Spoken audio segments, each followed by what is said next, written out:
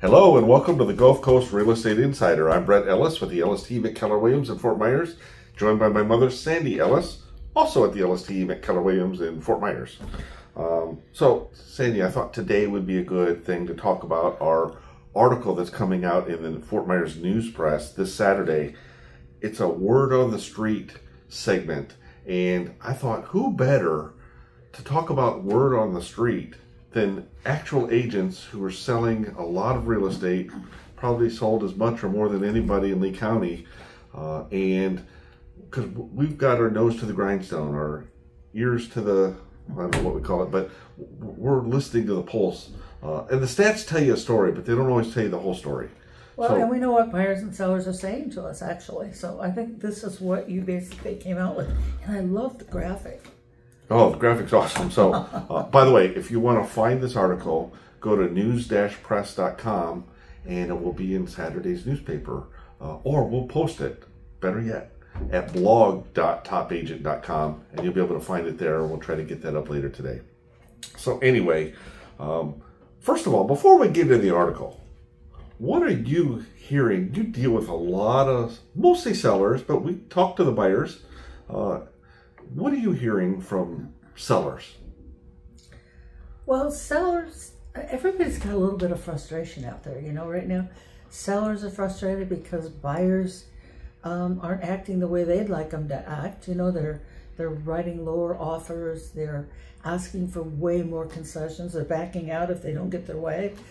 Some of them have temper tantrums. Have you noticed that? Some of them are backing out when they do get their way. Yeah. So it's really different. So you can understand why the seller has frustration. Sellers are frustrated, and some of them are actually pulling their property off the market because they don't like the way the market is going, the way buyers are acting. But think about 4 or 5 years ago. I don't know exactly when, but back during COVID and right after COVID, we had 50 to 100 offers on every property. Sellers didn't care about buyers then. Buyers didn't like how sellers were acting, and they had to pay $50,000, $100,000 over asking price sometimes just to get a property. So the truth is, buyers have never cared about sellers, and sellers have never cared about buyers. And you know, I thought it was interesting in the article, Brett, you even brought up the point that that's even true when the seller is the buyer. No, that's true. Yeah. So let's tell you what we mean by that. Let's say you're a seller, you're selling your current property, and then you're going to go buy your next property. It's like the seller has two hats. When they got their seller hat on, they're like, oh no, the buyer's not doing this, blah, blah. But the minute we get their property under contract and they become a buyer, they flip that hat around, they put their buyer hat on, and they turn into the same thing that the buyer is. Well, they've learned a few things sometimes from that buyer, you know, and they use some of those things they didn't like. Or a multitude of buyers, because the first buyer doesn't always buy the property. Well, that's true too. They have to hear maybe 10, 20 buyers say, oh, it's overpriced. We don't like, it needs this, it needs that. So anyway, it's amazing how the same person can flip a hat and flip roles. And they don't understand the other role, and yet if they're the same role on the same day, they perfectly understand it. So what is that? I mean, I think they understand. They're just saying, I'm going to play this role out as expected, maybe. You know, remember the thing for fear, what is that? False evidence appearing real.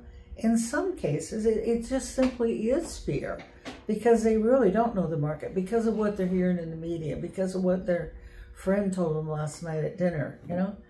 It's not always real facts that they're working with. Well, and that's one of the things we discuss in the article. It's how do you deal with fear? And sometimes you need a third party to help you step back, because there are actual situations in real life where that fear will get the best of you. And sometimes, let's say you're a buyer and you're afraid to make that decision because you've seen prices going down. One of my questions would be, at least here in Southwest Florida, it could be different cities, different parts of the country. But one of my questions would be, there's never been a 10-year period, actually one time, and I can't tell you the years right now, but there's been one time in 10 years where if you bought a property, even at the top of the market, that 10 years later it wasn't worth more than when you bought it. There's only been one time in history, even at the top of the market. Now, Sandy, let me ask you a question. Do I know what year that was? No. So, no. That's not what I'm asking. So, do you feel like we're at the top of the market or closer to the bottom of the market right now? Well, I believe we're closer to the bottom of the market, obviously, but... Okay, so stop right there. So if we're closer to the bottom of the market, even if you bought at the top of the market, 10 years later, you're going to be better off. Do you think you're really going to be better off 10 years later when you're buying closer to the bottom of the market? Of course. So the question is, must you time it perfectly to be the absolute bottom of the market, or should you just get in now? So, Brett, we're in real estate, and we can't time it perfectly. There's no way you and I could know what day the only way we know when the bottom of the market is when it's already gone back up. So it's already too late by the time you got it figured out. That's right. We are absolute real estate insiders. We are the Gulf Coast Real Estate Insiders podcast.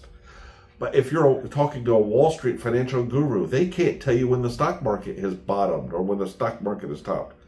Nobody can. No person knows that. AI doesn't know that until it happens and it's in your rearview mirror.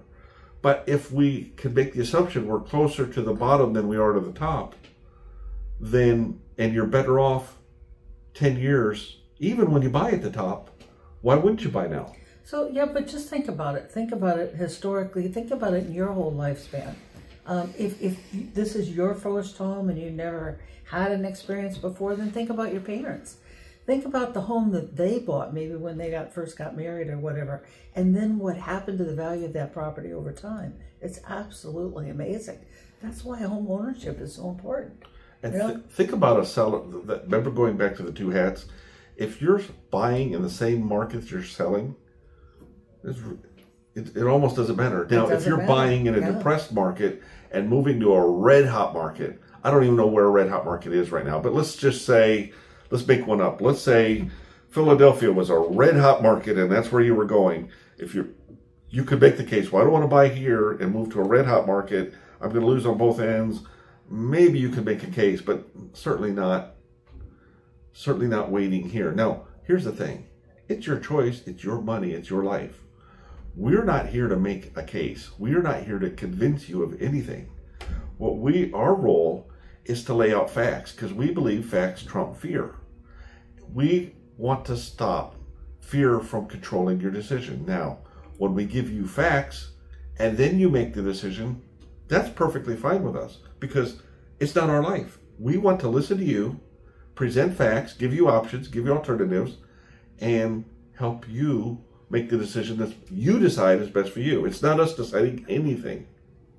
Well, and we've had people come back to us before, Brett, that were in this situation a few years ago, and they were undecided, and then they decided to go forward and do it. And then right then they're like, oh, I wonder what. And they've called us back a couple of years later and said, oh my God, thank you. Because they're so grateful for what's happened in, to their lives and what the value of the property is and all that kind of thing. So if we can agree that facts trump fear and that we're trusted advisors to help you, what we like to do is just sit down and have a strategy session. Sometimes you're not ready. Like, let's pretend like you're a seller. My home's not going on the market today. I'm trying to decide 2 months from now, 6 months from now, a year from now, what are my options? We're all in. We're all about that. Let's sit down and have a strategy session. We can lay out, here's what the stats say. Good, bad, here's what's going on, here's what buyers are doing. We'll tell you the word on the street. And for some sellers, it's absolutely best for them to wait because of their life situation, their property. But for other sellers, it's absolutely best for them to get going and move it now. And there's a lot of people anywhere in between. But even if it's best for you to wait at this point in time, it's best for you to know how you're going to do it when you're ready. Sometimes that's involved in talking to the lender and finding out what you can do.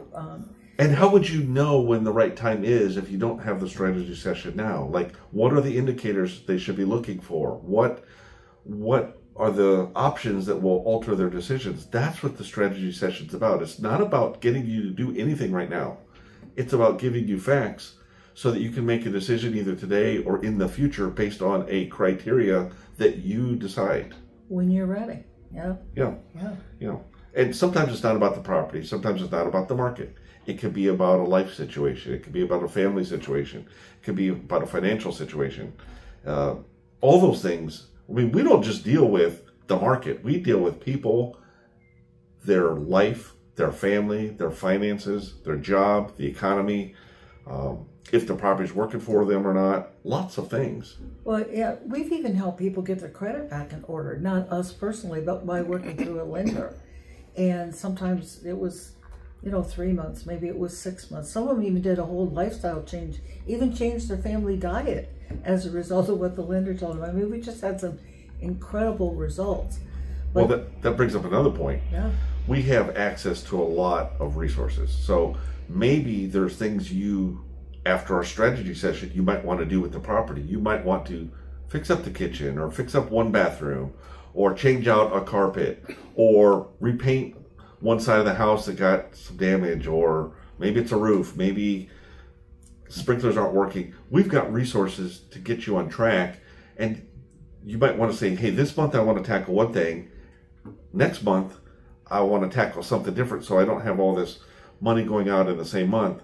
And we can also sit down and show you how to do simple things that don't have to cost an arm and a leg. Sometimes they don't cost very much money at all. Sometimes it's a simple change of maybe even a paint color. I've even seen where somebody needed to, you're not going to believe this, but change this toilet stool cover, simply because of how it looked in the room. And it just made all the difference in the world. So really inexpensive changes that people can make. And sometimes they are expensive, but if they are, then you got a budget for it, or it might be something that's been neglected over time and you take care of. Well, we're the LST at Keller Williams here in Southwest Florida. If you are in Southwest Florida and you want a strategy session, you could call Sandy or Brett, 239-310-6500. We'll be happy to sit down, talk to you, give your options. If you're not in Southwest Florida, anywhere in the Gulf Coast or anywhere in the country really, you can call the agent you're familiar with, suggest a strategy session, and do exactly what we talked about, or we can refer you to top agents pretty much anywhere in the country. We'll find somebody good for you. We know a lot of top agents because we've worked with all of them and we've taught with them and we've done all kinds of things with them. So we know a lot of really good people, and we'll be happy to put you in touch with them as well. You could be in Arlington, Virginia, and if you don't have somebody you trust, give us a call. We'll help you find somebody that way too. Or we'll just answer. I hesitate to answer too many questions out of market because we may not know what's important in Arlington, Virginia, or Salt Lake City, Utah. But we do know what's important in our neck of the woods, and we can kind of tell you what buyers are looking at, what buyers are saying, what sellers are saying, what incentives are happening, what builders are doing, who you're in competition with. Lots of stuff we can talk about, and we're happy to do it. Absolutely. All right. Well, thank you for tuning in to the Gulf Coast Real Estate Insider. The LST at Keller Williams is a family affair.